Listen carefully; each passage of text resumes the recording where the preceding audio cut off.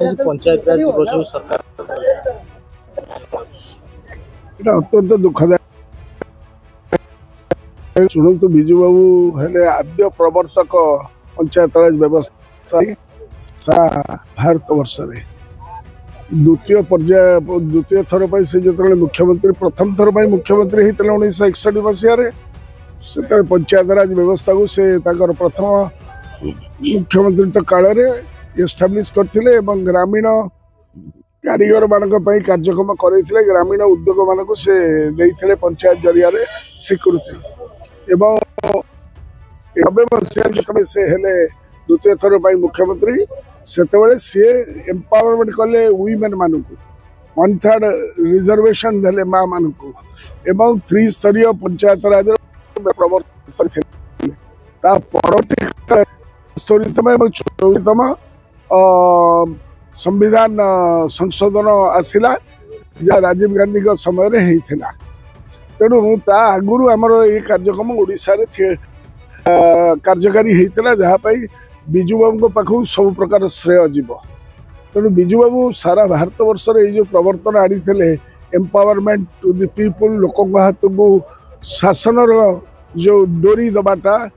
त्रिस्तरीय से कार्यक्रम विजु बाबू ही करते ना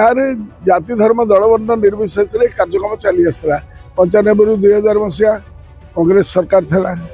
एमाने जो माने आज जो मौलवादी माने जो माने आम सागरे नहाती वर्तमान से माने 2009 जाके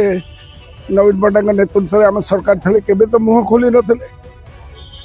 किंतु वर्तमान 2 दिन आगु कार्यक्रम करिवार माने कोन 2024 मसीहा डायरी एवं कैलेंडर रे तमे डिक्लेयर कल ए वर्षर डायरी एवं कैलेंडर रे तमे डिक्लेयर कल एवं एभली कोन हे गेला जे 5 तारीख आगु 2 दिन आगु ताको छुट्टी घोषणा को बंद कर दल आ द्वारा तमे जो हीनमान्यतार परिप्रकाश करिसथि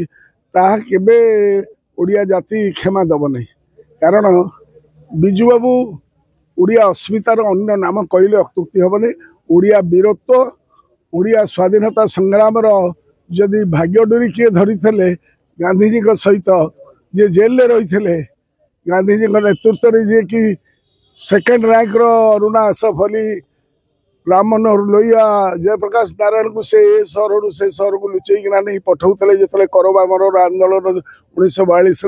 डाकरा समस्ते जेल को चलीगले देश अंधकार भितर जाइला ब्रिटिश दमन लीला चरम सीमार था से जीवन को पानी छड़ीकिना रॉयल एयरफोर्स रे थे से भारत वर्षर स्वाधीनता पाई गांधीजी नेतृत्व में उद्बुद्ध हो से कार्यक्रम करुले जो धरा पड़ी से सबुदिन कारावास को जाइए देश जदि स्वाधीन न होता